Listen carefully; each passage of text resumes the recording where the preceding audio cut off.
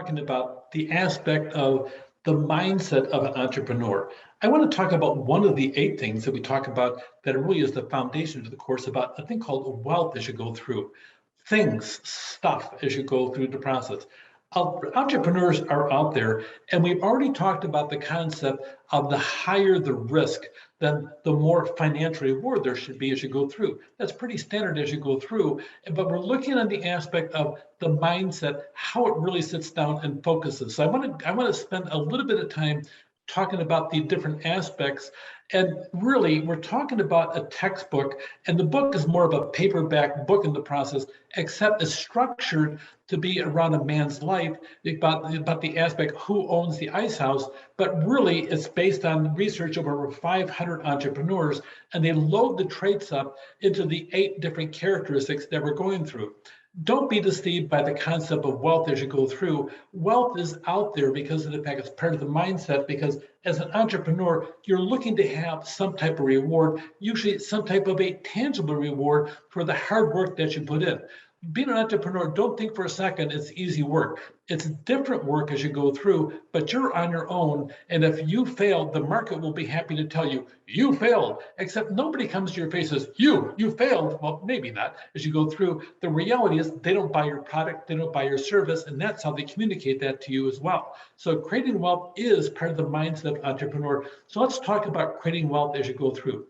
Let me take a couple of quotes, and I don't want to sound preachy, except for the fact that Benjamin Franklin says your net worth in the world is usually determined by what remains after your bad habits are subtracted from your good ones. That's a pretty good thing about character. If money is your hope for independence, you will never have it. The only real security that a man will have in this world is a reserve of knowledge, experience, and ability. It's kind of preachy as you go through. There's truth to it, really, by the time you're all done. And by the time we're going through this section, I want to sit down and make certain that we're talking about defining what wealth is. It's not always what you think in the process. But before we do, let's go over the 8 steps of success: choice, opportunity, action, knowledge, wealth, brand, persistence, community. What should the order be?